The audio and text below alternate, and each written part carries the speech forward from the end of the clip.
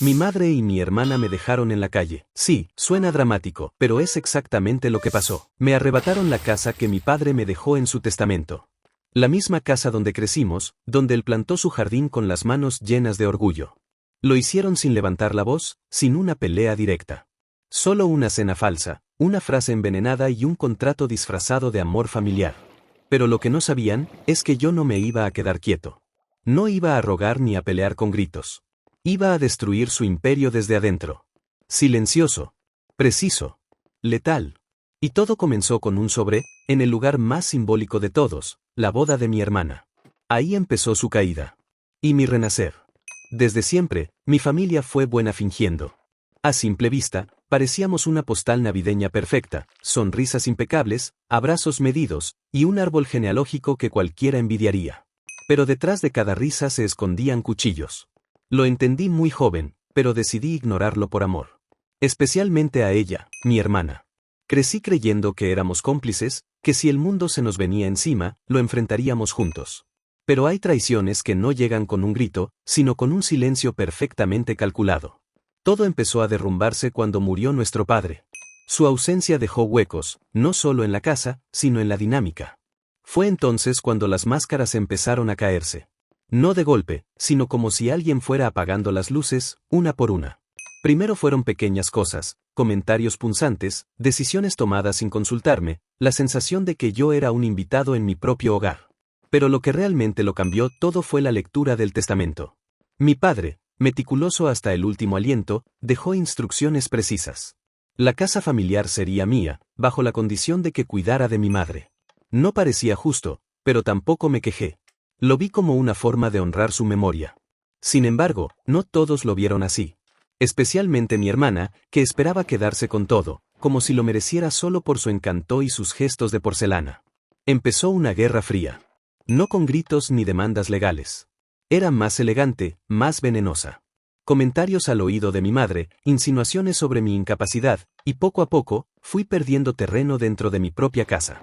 Hasta que llegó el día que lo cambió todo. Un cumpleaños que no pedí celebrar, una cena que no organicé, y una sorpresa que me dejaron caer como una trampa. Tenemos que hablar, dijo mi madre con esa voz seca que ya no me reconocía. Me estaban desalojando. Sí, mi propia madre y mi hermana habían encontrado la manera de quitarme la casa. La casa de mi padre.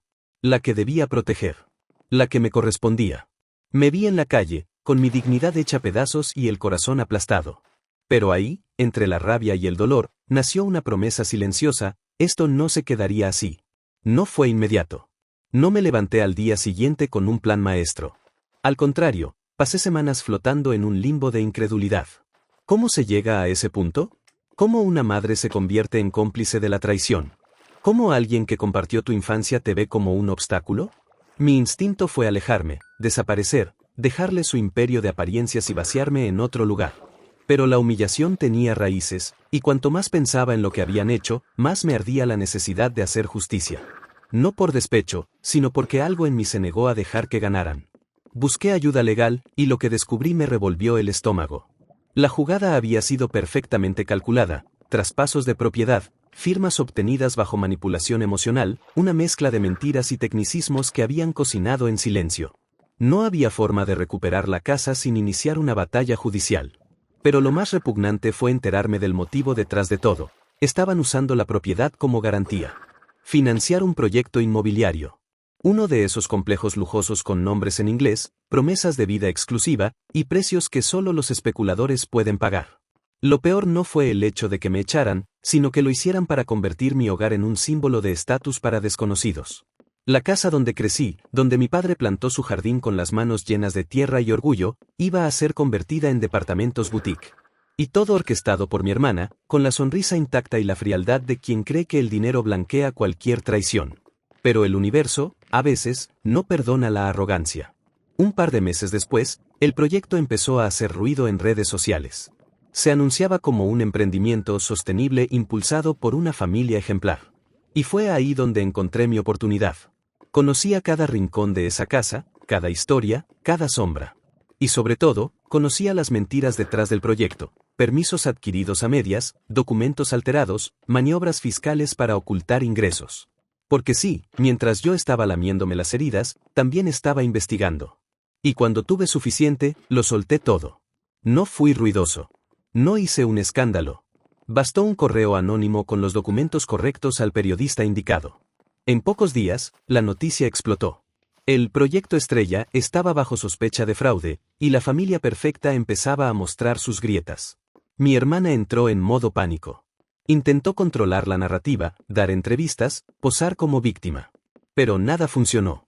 La historia era demasiado buena: traición familiar, avaricia disfrazada de emprendimiento y un posible caso de corrupción. El morbo hizo el resto. Y aún no había terminado. La oportunidad real llegó cuando menos lo esperaba. Una de las inversoras del proyecto, una mujer astuta, con olfato para detectar basura envuelta en oro, me contactó discretamente. Quería saber más. Le conté mi versión, sin adornos, sin victimismo. Solo la verdad. Como mi familia me había sacado de la ecuación para quedarse con algo que no les pertenecía por derecho, y como todo el castillo que estaban construyendo se sostenía sobre papeles flojos y favores ocultos. Ella no dijo mucho, pero tomó nota de todo. Semanas después, el grupo inversor retiró su financiamiento. Sin dinero, el proyecto colapsó como un castillo de cartas mojadas. La noticia se regó rápido. Y con cada titular, con cada artículo exponiendo sus mentiras, yo sentía cómo se equilibraba la balanza. No fue necesario gritar venganza. Bastó con mostrarles su propio reflejo. En la televisión local, aparecieron imágenes de la propiedad clausurada, con letreros de embargo y notificaciones pegadas en la reja oxidada. La misma reja que mi padre soldó con sus propias manos. Me detuve a verla un día, desde lejos, sin bajarme del coche. No sentí alegría. Sentí justicia. Mi madre, que alguna vez fue el centro de mi mundo, no me volvió a llamar. Supongo que prefería creer que todo era culpa mía. Que yo era el desagradecido, el traidor, el hijo rencoroso. Pero en el fondo, sé que supo la verdad. Porque la verdad duele más que cualquier castigo. Y mi hermana, bueno, ella intentó acercarse. Me mandó un mensaje escueto, una mezcla entre disculpa y excusa. Lo ignoré. Hay cosas que no se reparan. Hay heridas que uno aprende a dejar abiertas como recordatorio. Pero no todo terminó ahí. Quedaba una última pieza por mover. Y la moví en el lugar más inesperado, su boda. Sí, su boda. Porque incluso después de arruinarlo todo, mi hermana decidió seguir adelante con su espectáculo de perfección. Un evento fastuoso, lleno de flores importadas, menús de 5 tiempos y una lista de invitados que parecía sacada de una revista de gente que se cree importante. ¿La ironía? El evento se celebraba en un salón construido sobre el mismo terreno donde alguna vez estuvo la casa familiar. Esa que destruyeron. Esa que me arrebataron. Era como si no les bastara con echarme, necesitaban bailar sobre las ruinas. Recibí la invitación. Oficial, elegante, con mi nombre impreso en letras doradas. Pude haberla roto. Pude haberla ignorado. Pero no. Decidí ir. No por ellos. No para reconciliar nada. Sino para mirarles a los ojos justo antes de que todo les explotara en la cara. Y lo planeé bien. Nada de gritos, nada de drama. Solo una verdad que no pudieran ocultar. Porque mientras ellos se ocupaban de organizar centros de mesa y coreografías para el primer baile, yo trabajaba en algo más importante, un pequeño dossier. Un sobre, perfectamente encuadernado, con copias de los documentos que los hundieron, declaraciones juradas, transferencias sospechosas y un resumen impreso del reportaje que los expuso públicamente. Incluí también una carta, escrita a mano, en la que detallaba con precisión quirúrgica cada paso que dieron para traicionarme, y cómo cada uno los llevó justo al lugar donde estaban ahora, celebrando una boda encima de un cementerio de confianza. El sobre lo dejé en la mesa principal, justo antes de que iniciara la ceremonia. No necesitaba quedarme. Ya había dicho todo lo que tenía que decir. Salí del salón caminando lento, con el mismo traje que me puse cuando enterramos a papá. No miré atrás. No me hizo falta. Dicen que la venganza se disfruta más cuando es fría, pero yo no la disfruté. No fue un momento de éxtasis ni de risa malvada. Fue simplemente justo. La clase de justicia que no viene con aplausos, pero sí con silencio. Con ese silencio incómodo que deja el desastre después de una fiesta donde todos pretendían que todo estaba bien. Supe por terceros lo que ocurrió después. Que la boda continuó, sí, pero con rostros pálidos, conversaciones incómodas y tensión flotando en el aire. Mi hermana no lloró frente a todos, pero rompió platos en el baño. Mi madre se fue antes del brindis. Y el flamante esposo, Bueno, él se enteró de algunas cosas que nunca debió haber ignorado. Meses más tarde, el matrimonio apenas existía. Las deudas se amontonaban, el prestigio se evaporaba, y la red de contactos que habían construido durante años se deshacía, uno por uno. Nadie quiere hacer negocios con gente marcada por el escándalo. Nadie invierte en quienes huelen a caída. Y mientras ellos trataban de recomponer las piezas, yo estaba en otra ciudad, en otro mundo. Había usado la compensación económica que logré recuperar, gracias a demandas muy bien asesoradas, para empezar de nuevo. Compré un pequeño taller, no muy lejos del mar. Nada ostentoso. Solo mío. Solo real. Y empecé a sanar. Porque después de tanto fuego cruzado, uno también se quema por dentro. Me tomó tiempo volver a confiar, a mirar a la gente sin buscar segundas intenciones. Pero lo logré. Y no por olvido, sino por decisión.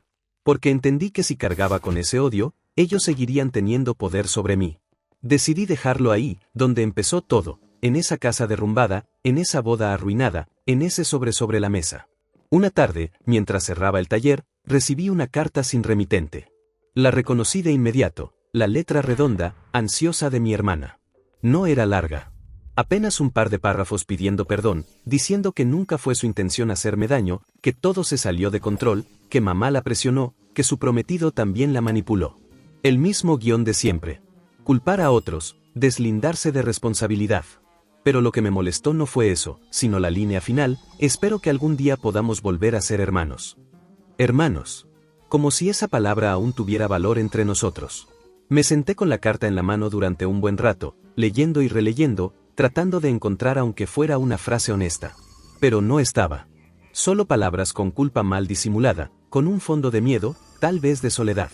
No respondí. ¿Para qué? Hay cosas que, cuando se rompen, ya no se reparan. Lo entendí con ella, con mamá, con toda esa familia que se desintegró el día que decidieron traicionar por ambición. Y sin embargo, no los odio. No más. Les deseo que encuentren su camino, que aprendan algo entre los escombros que dejaron atrás. Yo ya hice mi parte. Cerré ese capítulo y abrí otro donde no hay lugar para ellos. En este nuevo comienzo, la única voz que escucho es la mía. Mis decisiones. Mis errores. Mis logros. Sin la sombra de su aprobación. Sin la necesidad de demostrar nada a nadie. A veces camino por la playa y pienso en mi padre. En cómo se reiría de todo esto. En cómo, seguramente, ya sabía que todo terminaría así. Él siempre decía: el carácter no se mide en los buenos tiempos, sino en cómo te comportas cuando todo se viene abajo. Y aunque me costó, puedo decir con la cabeza en alto que no me convertí en ellos. Con el tiempo, empecé a encontrar belleza en lo simple.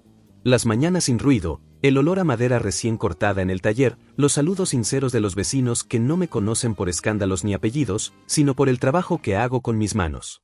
No necesito grandes victorias para sentirme en paz. Solo la certeza de que, después de todo lo que me arrebataron, sigo de pie.